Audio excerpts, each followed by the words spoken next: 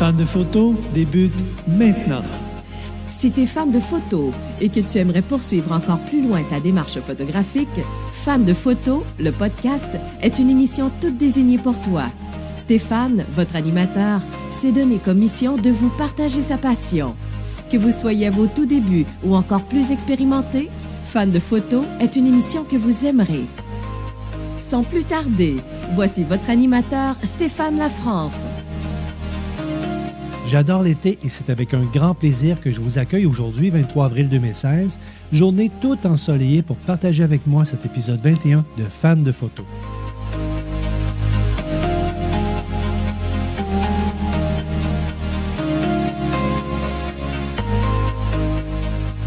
Cette semaine, notre émission se passera en deux volets. Tout d'abord, je vous présenterai la conclusion de l'atelier sur le portrait que j'ai réalisé au Club Photo de Quaticook et je reviendrai par la suite sur quelques notions à retenir lorsqu'il s'agira de réaliser vos propres photos de portrait. Sans plus tarder, je vous ramène avec moi dans notre local du Club Photo pour la conclusion de l'atelier sur le portrait. Ce que je vais faire, c'est que je vais changer mon éclairage ici. Ça, c'est un parapluie qu'on vient de voir. Ça, c'est gros, comme une grosse couche. Alors, on appelle ça un softbox. Un softbox qui est comme un parapluie, comme ça. Mais sur ce côté-ci, il est givré. Okay, j'ai ma membrane. Fait que ce que je vais faire, là, ma lumière vient se disperser dans mon parapluie. Mais avant de sortir de mon parapluie, elle est diffuse encore plus. Je vais avoir une modification à faire sur ma quantité de lumière. Parce que je viens de l'étouffer un petit peu. Et ma lumière va être encore plus belle. Je ne toucherai pas à aucun ajustement. Ma mise au point est faite sur son œil gauche pour lui. OK? Et je prends ma photo. Là, je vais essayer de trouver une photo. Bien, je le sais d'avance. Puis prenez pas pour du cash, là. La lumière, elle est beaucoup plus diffuse actuellement sur son visage. Ça va être de faire de très, très belles photos, ça. OK? On travaille en RAW. Ça va me donner encore plus de chance pour aller manier nos photos plus tard. C'est du beau roulé. C'est du bon roulé, hein? Ouais, c'est exposé. Un petit peu sur le... Là, si je zoome dans mon image pour aller voir roulé. La mise au point est bonne. Hein? Oui, la mise au point. Mais voyez-vous que rapidement, vous allez voir le bon œil sur lequel j'ai fait la mise au point, que la mise au point sur son œil est parfaite. Mais rapidement, sur le côté de ses cheveux, voyez-vous qu'on passe dans une zone de flou ici. Parce que ma profondeur de champ, on le verra tantôt, la profondeur de champ est vraiment toute petite. Je travaille avec une ouverture de 2,8. Souvenez-vous qu'il y a trois choses qui sont primordiales au niveau de la profondeur de champ. C'est l'ouverture, votre ouverture. Plus elle est grande, donc plus votre chiffre est petit, plus vous allez avoir une profondeur de champ qui est petite. Plus vous vous approchez de votre sujet, plus votre profondeur de champ va se réduire également. Et troisièmement, te souviens-tu?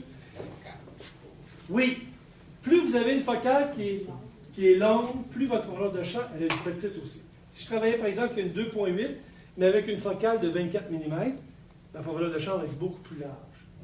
Rolly, on va en prendre quelques-unes encore comme ça. Là, ce que je vais faire, c'est que je vais, encore une fois, fermer B et C. Vous vous souvenez, c'est qu'est-ce que c'est B et C? Rolly, tu regardes la caméra. Attention. Venez voir cette photo-là. T'as juste A, là? J'ai juste une lumière. Mais Rolly, c'est un sujet aussi. Okay? Il y a juste une lumière qui fonctionne. Fun, hein? Mettons que vous trouveriez qu'il y a trop de lumière. Mettons que vous trouveriez qu'il y a trop de lumière. Ah, puis on va faire quelque chose. Voyez-vous que le gris, là, est un petit peu gris pâle. Ce que je vais faire, c'est que je vais juste tourner ma lumière comme ça. Je vais reprendre une photo. En principe, je vais envoyer beaucoup moins de lumière sur mon... On regarde ici, Rolly. Voyez-vous, mon fond est beaucoup plus gris, là. Là, je pourrais la remettre comme vous puissiez voir. Là, ce que je vais faire, regardez comment je vais tricher. Je vais mettre ma lumière ici, comme ça. Là, qu'est-ce que je viens de faire? Je viens d'avancer ma lumière sur mon sujet. En principe, il faudrait que je refasse une autre mesure de lumière pour faire sûr que j'ai une bonne exposition dessus. Okay? Mais je suis pas mal à la même distance. Je prends une photo encore. Je vais rouler. Regardez le look que ça donne. Viens voir ça, hein, c'est beau. Rolly, tu vas regarder dans la lumière. On va la mettre ici comme ça, s'il te plaît. Ça va être nice. Regardez. Là, dans une situation de profil comme ça, là, je trouve que je le trouve trop centré, là, ce coup-là. Okay? Ouais. Fait que ce que je vais faire, c'est que je vais la tasser un peu légèrement. Toujours la mise au point sur les yeux, primordial. Puis je vais reculer un petit peu. Puis je prends une photo, Rolly. Regardez comment c'est beau.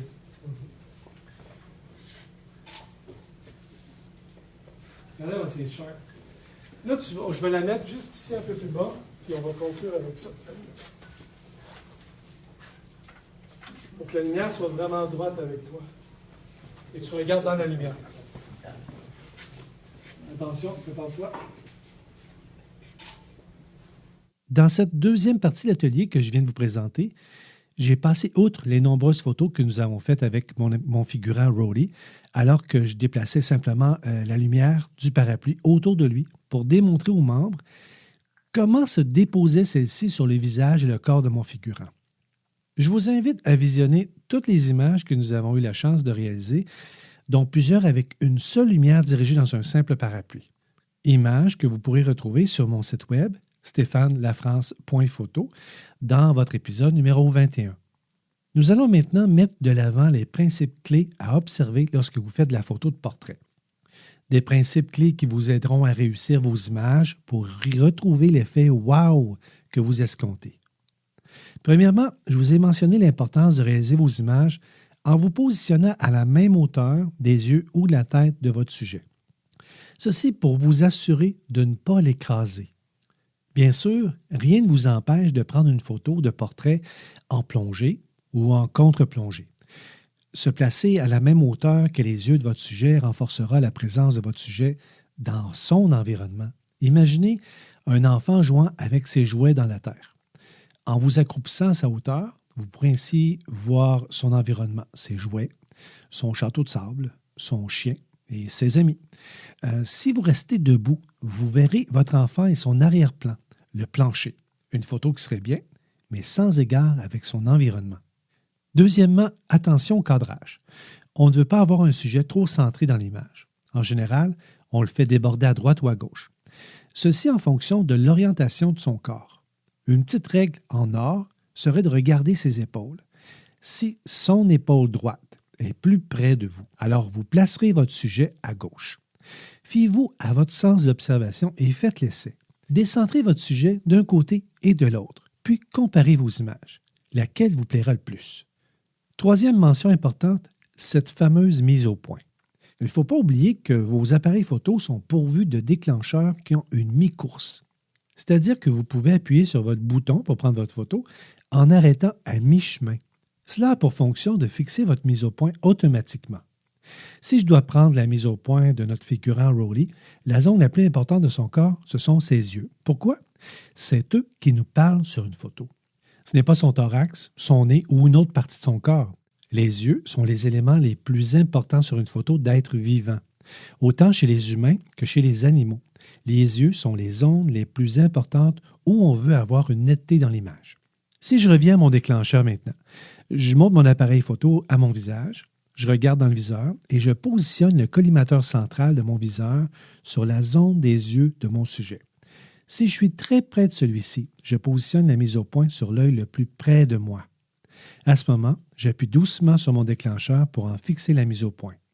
Une fois votre mise au point fixée sur votre appareil, vous gardez cette pression sur votre déclencheur pour ne pas perdre de travail de fixer cette mise au point. Je répète parce que c'est important.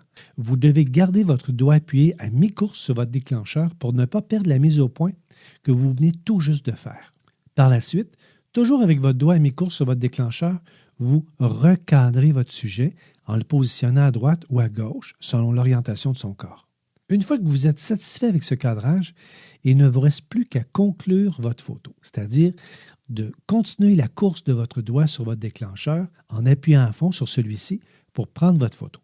Retenez ceci. J'appuie, je focus, je recadre et je clique pour prendre ma photo. Quatrièmement, si vous voulez ajouter une source de lumière artificielle comme une tête lumière, communément appelée un flash, je vous suggère de le déporter pour éviter de le garder sur la griffe porte-accessoires de votre boîtier. Vos images en seront plus belles et de beaucoup. Si vous ne pouvez pas déporter votre tête lumière, je vous invite à diriger votre lumière sur un plafond ou un mur pour qu'à son tour, le plafond ou le mur agisse comme réflecteur, un très grand réflecteur, pour faire rebondir la lumière sur votre sujet. Ce qui m'amène à mon 5e et dernier point pour aujourd'hui. Souvenez-vous que plus votre source lumineuse sera grande, plus vous aurez de belles ombres douces sur votre sujet. Si vous envoyez l'éclair de votre tête lumière directement sur votre sujet, les ombres seront à découper au couteau. Au contraire, si vous faites rebondir l'éclair sur une surface plus grande, comme un plafond, comme un mur, vous aurez des résultats beaucoup plus flatteurs pour votre sujet.